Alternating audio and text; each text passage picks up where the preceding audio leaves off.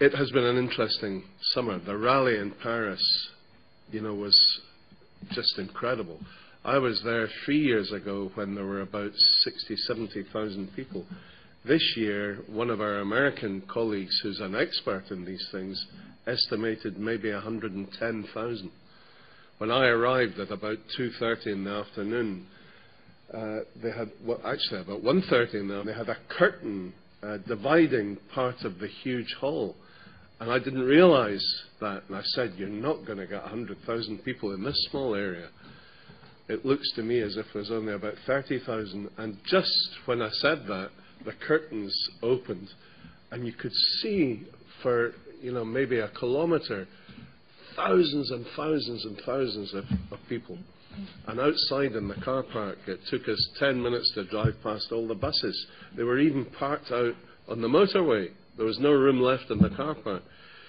I mean, Obama himself would cut his right hand off to address an audience of that size.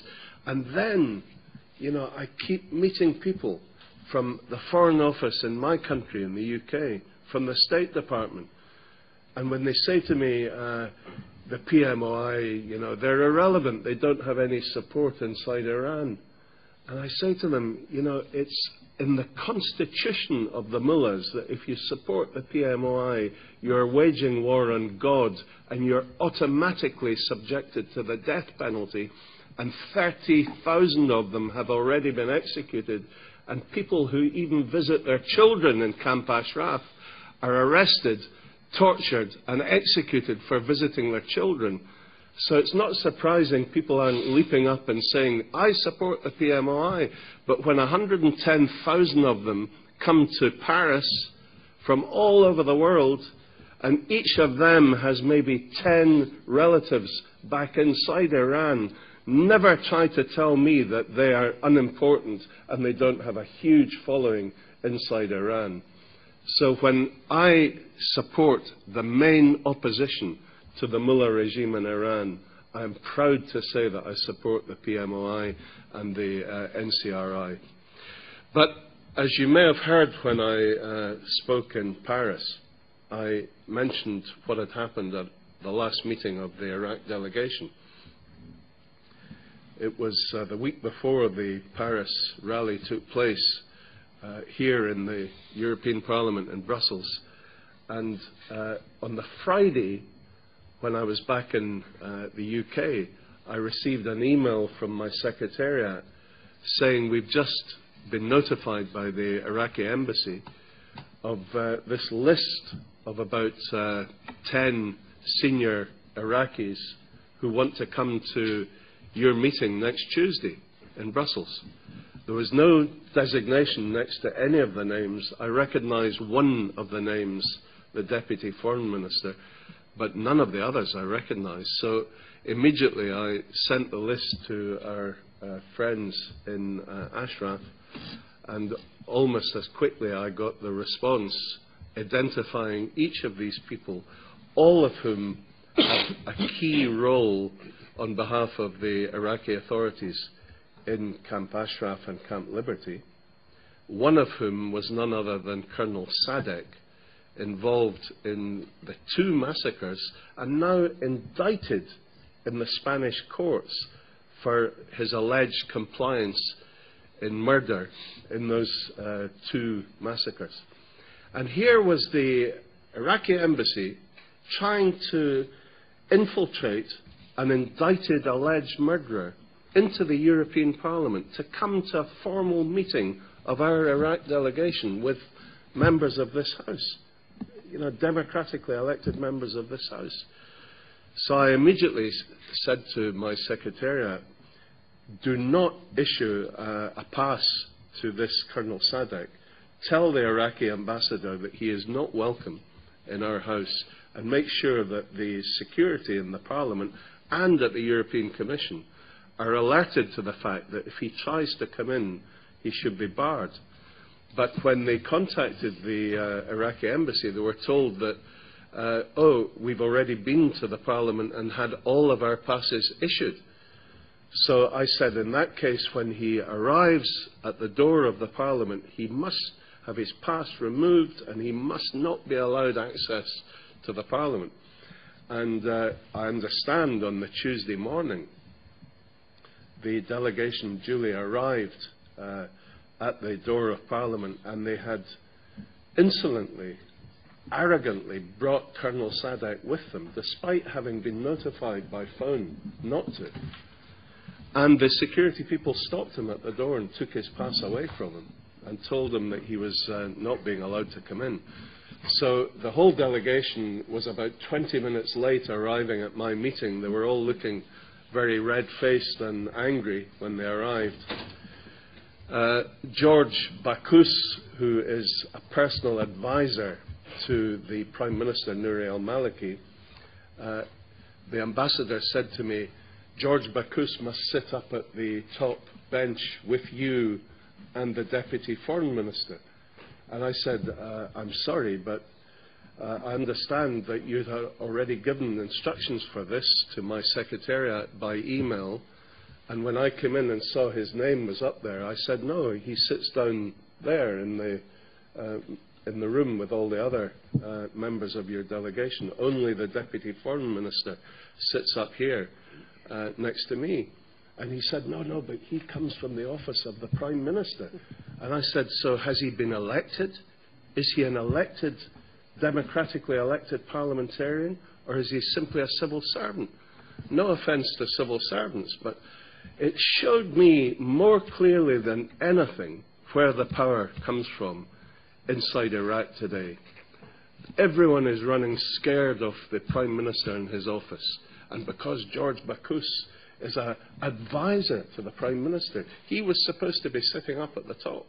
So I said he sits down there, and only the elected Deputy Foreign Minister sits up here. We then had an extremely angry exchange with my good friend Alejo Vidal Quadras, the Vice President of Parliament, shouting at Bakus, you know, you seem to be proud that you murdered people, innocent, unarmed people in Ashraf. You seem to be proud of this. And Bakus shouting back that this was all lies. But anyway, like all these stories, it ended on a happy note because 2 days later, Colonel Sadek went to Paris and was arrested by the Paris police on the European arrest warrant issued by the Spanish authorities, and was held in prison and then subsequently released with a court case pending, awaiting further evidence. And of course Sadek immediately rushed back to Iraq. We won't see him again in Europe in a hurry. I guess we won't ever see him again in Europe. So his movements have now been confined, I think, to Iraq, or perhaps to their friends in Iran. But the problem with this is, the minute Sadek got back, he took up his role again as commander of the people in Camp Liberty, as commander of the authorities in Liberty. Now, if ever there was a clear case of insensitivity, of provocation by the Iraqis, when they signed this MOU with Martin Kobler, and then appointed aggressively this guy, Sadek, and indicted alleged murderer, involved in the 2 previous massacres, and put him in charge of the refugees in Camp Liberty. This is an outrage, frankly. And because, I guess, of what happened to him in Europe, the minute he got back, he redoubled his oppression of the 2,000 people in Camp Liberty. And now, where we previously know that they were suffering from a lack of water, from poor broken-down generators that were providing very little electricity, when the temperatures are soaring to 50 degrees and the heat is fantastic, when they were being denied even shelter or covers to build their own shelters from the sun, when they were being denied the materials to build pathways so that the disabled and people in wheelchairs can be taken across rough gravel-covered ground. They were being denied all of these things. But now Sadek has started an even more horrific level of oppression, where every day truckloads of food, which have been through police checkpoints, sniffer dog checks, scanners, but despite all of these checks, which these truckloads of food, vital for the survival of the people in Camp Liberty, when they arrive at the gates, now SADC has instructed some plainclothes people. We don't know where they're from, who they represent.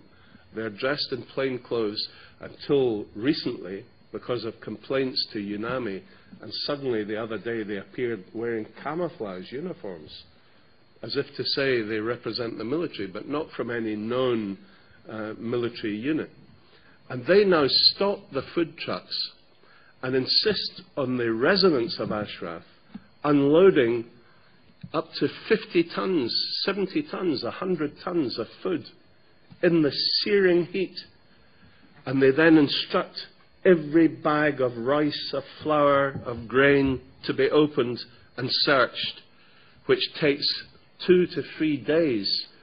And the people of Ashraf were not allowed to take their forklift trucks or any of their loading gear to enable such activities to take place in Camp Liberty. So the residents are forced to do all this by hand in the searing heat, loading and unloading tons of foodstuffs and leaving it lying in the heat and sunshine for these ludicrous checks to be undertaken on the strict orders of Colonel Sadek.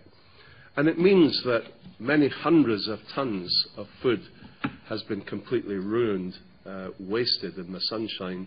It means people are working in intolerable, almost slave-like conditions in the heat without being given any assistance or any mechanical help whatsoever. Now, this is the kind of oppressive measures that are being undertaken there. And UNAMI are witnessing all this. Now, constant complaints are being made to UNAMI, and to be fair, UNAMI are passing on these complaints on a daily basis to the Iraqi authorities, but the Iraqi authorities not only ignore UNAMI, they redouble the oppression every day. It gets worse. So what is the point of having UN observers there if their complaints and their observations are being ignored by the Iraqis, and if the UN in New York and the Americans themselves not only refuse to take action and to really start to shout at Nouri al-Maliki that this is completely unacceptable, this is not the way that you can treat unarmed refugees. Rather than do that, the US State Department are shouting at the PMOI, are shouting at the people of Liberty.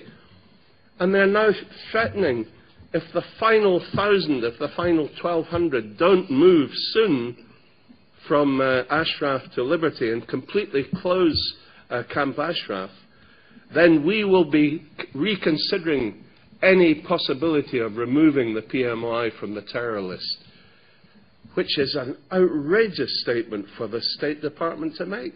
Their own federal courts have given them until the 1st of October to take them off the terror list. Otherwise, they will do it for them. And here they are saying, unless you fulfill our demand, because this is what we agreed with our old friend Nouri al-Maliki, to clear Ashraf and allow your people to go in and loot all of the belongings of these innocent people from what was that city that was their home for 25 years. Unless you do this, we will keep you on the terror list. And then they have the audacity to give press conferences in Washington. And this is Dan Fried and his colleague the other day, Dan Benjamin, telling the press, if there is more violence, it will be the PMI themselves who are to blame. This is almost an invitation to Maliki and to Colonel Sadek to mount another massacre. So I say now to you, before we break up for this summer. We need to send the clearest possible message yet again to Hillary Clinton and to the State Department. This kind of behaviour is quite intolerable. You're acting in a way that really is a disgrace to the State Department, a disgrace to the US government, and a disgrace to humanitarian concerns worldwide. You cannot allow Maliki and his thugs to go on treating innocent refugees in this way. And we will not condone the movement of the final 1,200 until you realise that you have to force Maliki to fulfil his conditions under the MOU and make sure these people are treated in a proper and humanitarian way. And until those conditions are fulfilled, those 1,200 will remain in Camp Ashraf and the stalemate will continue, and be quite certain that that is the case. You know, these people in Liberty are being forced to import fuel from Kuwait. They are not being given any fuel by the Iraqis, and they're spending millions of dollars, literally millions of dollars, $20,000 a day for fuel and water to supply that camp. These kind of conditions are things that the State Department could intervene to resolve, and UNAMI could intervene to resolve, and their failure to do so is utterly disgraceful. So I send this final message to the Iraqis themselves. Any further attempt at oppression and violence is going to be noted at the highest levels. Everybody in Europe now, everyone in this House, is watching every step that you make in Camp Liberty. We are noting down and watching everything that you do in Liberty and Ashraf. Any further oppression, any further violence, and the government of Nouri al-Maliki is going to find that it is rapidly descending into a pariah state, and it will be treated as such in future. Thank you very much.